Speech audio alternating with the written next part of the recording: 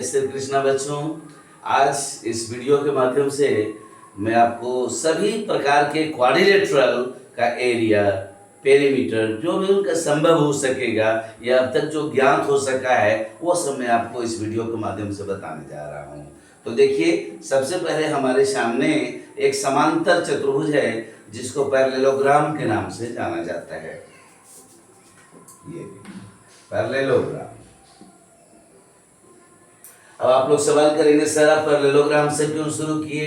तो ये आगे आने वाले दिनों में वीडियोज में मैं आपको बताऊंगा कि पैरेललोग्राम से ही उत्पन्न हुए हैं आयत, इसी से उत्पन्न हुए हैं समचतुर्भुज, इसी से उत्पन्न हुए हैं वर्ग। इसलिए वो सब मैं आपको धीरे धीरे करके बाद में बताऊंगा। पहले मैं आपको पैरेललोग्राम बता लेता हूँ।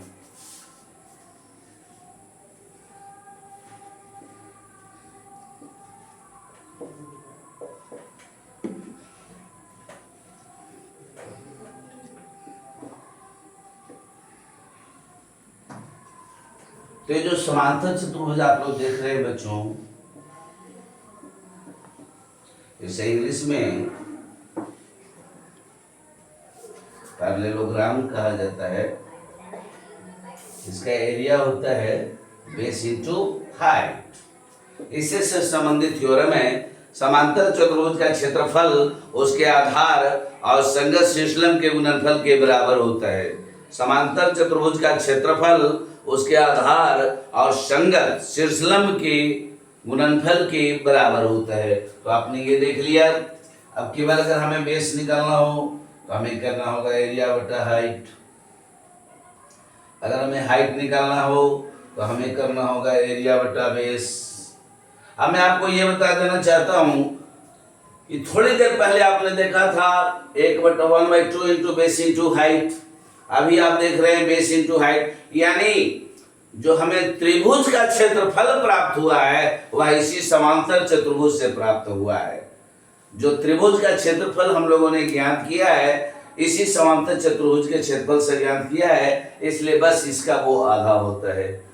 किसी समांतर चतुर्भुज का विकर्ण उस समांतर चतुर्भुज को समान क्षेत्रफल वाले दो त्रिभुजों में विभक्त करता है, और इसी थ्योरी का बच्चों यहाँ प्रयोग किया गया है। A diagonal of a parallelogram divides it into two triangles of equal areas। तो देख रहे हैं आप, पूरा पैरेललोग्राम है तो बेस इंटू हाइट। जब ट्रायंगल था तो 1/2 इंटू बेस इंटू हाइट। यानी ये मैंने आपको पहले भी कहा था कि मैं सबको एक दूसरे से जोड़ते हुए चलूंगा। तो आप ये समझ लें कि जो एरिया ऑफ ट्रायंगल मुझे प्राप्त हुआ है वो एरिया पैरेललोग्राम से ही प्राप्त हुआ है। पहले हमने पैरेललोग्राम प्राप्त किया था, उसके बाद मुझे ट्रायंगल का एरिया प्राप्त हुआ है इसी थ्योरम के आधार पर। ठीक है, तो ये आप देख रहे थे पैरेललोग्राम। अब मैं आपको ले चलता हूं रोम्बस।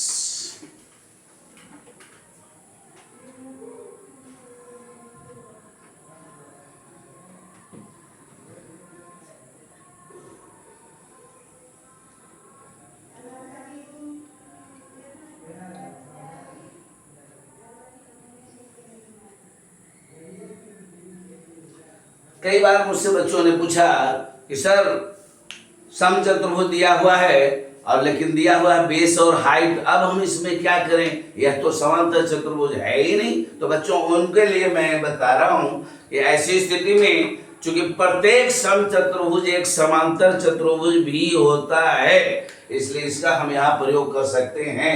अर्थात यहाँ समांतर चतुर्भुज को हटा करके यहाँ हम समचतुर्भुज भी लिख सकते हैं, और पैरेललोग्राम को हटा करके यहां हम रोम्बस भी लिख सकते हैं। यहां हम रोम्बस भी लिख सकते हैं और वहां भी यह फॉर्मूला लागू होगा। तो अब मैं आपको केवल समचतुर्भुज की ओर चलता हूं। आप लोग कोई बताएंगे समचतुर्भुज का क्षेत्रफल क्या होता है? 1/2 इंटू पहला विकर्ण इंटू दूसरा विकर्ण, 1/2 इंटू d1 इंटू d2, यानी d1 d2 आपका पहला विकर्ण और दूसरा विकर्ण है।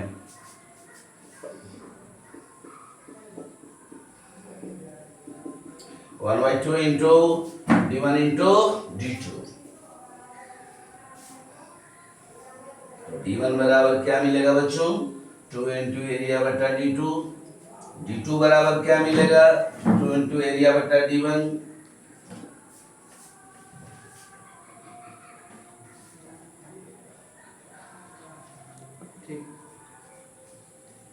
अब यहाँ एक सवाल होता है कि अगर हमें इसका पेरीमीटर निकालना हो तो हम क्या करेंगे भाई। तो इसका पेरीमीटर होता है 4 इंटू साइड। क्योंकि आपने पढ़ा है कि समचतुर्भुज की सभी भुजाएं समान लंबाई की होती है, तो पेरीमीटर इसी से हम लोग निकाल लेंगे। अगर केवल आपको साइड पूछ रहा हो, केवल आपको भुजा निकालना हो, समचतुर्भुज में केवल आपको भुजा निकालना हो, तो उसका देखिए उपाय है D1/2 का होल स्क्वायर प्लस D2/2 का होल स्क्वायर। आप हमसे सवाल कर सकते हैं सर ये कहां से आ गया, तो मैं आपको बता देता हूं। समचतुर्भुज के विकर्ण एक दूसरे को समकोण पर समद्विभाजित करते हैं और इसी थ्योरी का यहां प्रयोग किया गया है। ठीक है बच्चों, तो आप इसे स्क्रीनशॉट ले लें, फिर मैं आगे चलूंगा। ये समचतुर्भुज में आपको कहानी सुना रहा था जिसे रोम्बस के नाम से जाना जाता है। इसे हिंदी में कहा जाता है समचतुर्भुज। आप लोग जानते हैं इसका पूरा नाम क्या है? इसका पूरा नाम है विषम कोण समचतुर्भुज, अर्थात वैसा चतुर्भुज जिसकी भुजाएं तो सभी समान हो लेकिन कोई भी कोण समकोण नहीं हो, इसलिए इसका नाम पड़ा विषम कोण समचतुर्भुज। ठीक है बच्चों, आप इसे नोट कर लें, फिर मैं आगे चलूंगा। ये समचतुर्भुज था, रोम्बस के नाम से जाना जाता है। अब मैं आपको आयत की दुनिया में ले चलूंगा। स्क्रीनशॉट ले लें, फिर मैं आगे चलता हूं।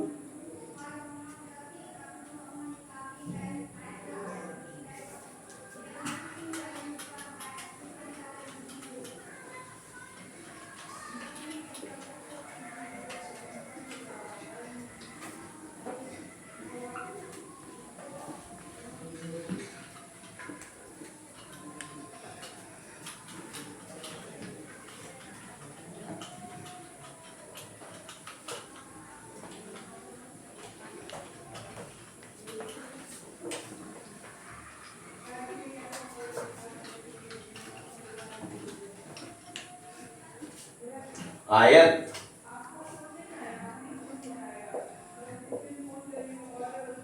रेक्टेंगल, ये देखिए आपका आयत है।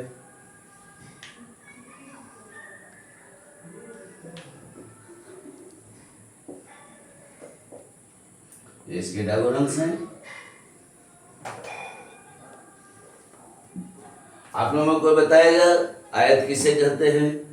वैसा समांतर चतुर्भुज जिसका एक कोण समकोण हो उसे आयत कहते हैं।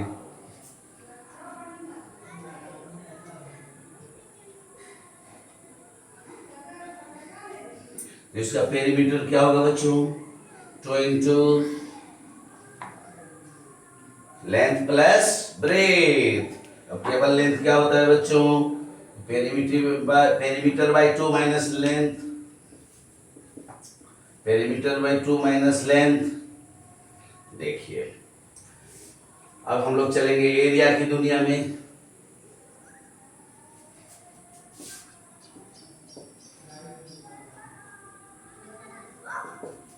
तो यहां हमको मिलता है लेंथ इंटू ब्रेथ। केवल अगर लेंथ पूछेगा तो एरिया बटा ब्रेथ होगा, केवल ब्रेथ अगर पूछेगा तो एरिया बटा लेंथ होगा। और होता है बच्चों डी स्क्वायर बराबर ए स्क्वायर प्लस बी स्क्वायर। आप लोग हमसे सवाल कर सकते हैं सर आप यहाँ एल बी स्मॉल लिख रहे हो, बी बी स्मॉल लिख रहे हो, एच डी बी स्मॉल लिख रहे हो। तो बच्चों जब किसी लाइन सेगमेंट को एक नाम से डिनोट करते हैं ना तो स्मॉल लेटर होता है, और जब उसे हम दो नाम से डिनोट करते हैं तो दोनों कैपिटल लेटर होते हैं। आप इस रूल को शायद जानते होंगे। देखिए इस तरह से, यानी तो अगर एक नाम से करते हैं तो स्मॉल लेटर एल केवल होता है। ठीक है, तो केवल डी अगर आप रखेंगे तो root under L square plus B square. केवल अगर आप एल रखेंगे root under B square minus B square. फिर अगर आप केवल बी यहाँ रखेंगे तो root under D square minus L square. तो इस तरह से आपने देखा कि आयत की पूरी कहानी आपके सामने रख दी गई। अगर आयत से संबंधित कोई भी सवाल आएगा तो आप इनका प्रयोग करके उसका हल कर सकते हैं।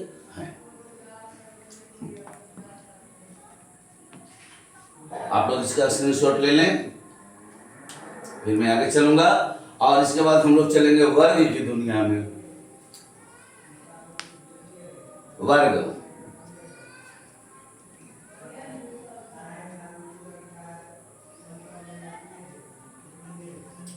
ठीक है बच्चों।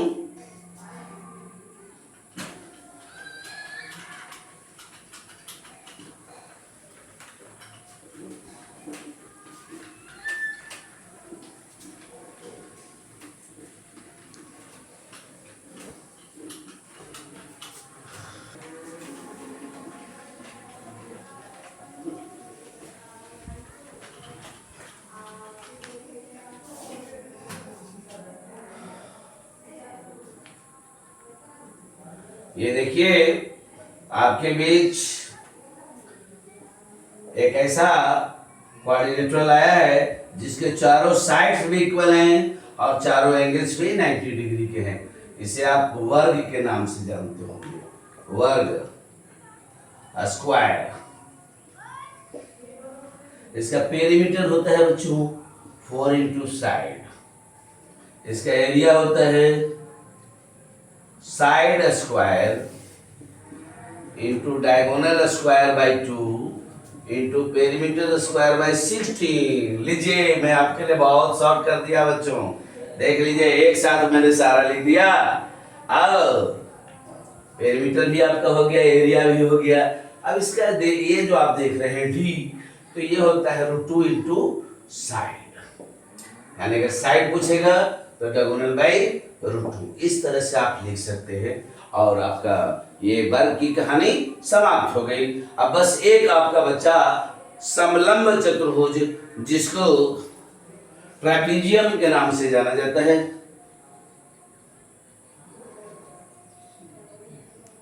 इसका स्क्रीनशॉट आप लोग ले लें, फिर मैं आगे बढ़ता हूं।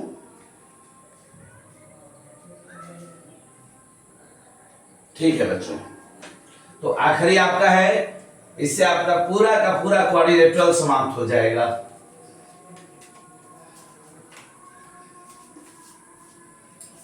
ये देखिए आपके बीच ट्रेपीजियम आ गया।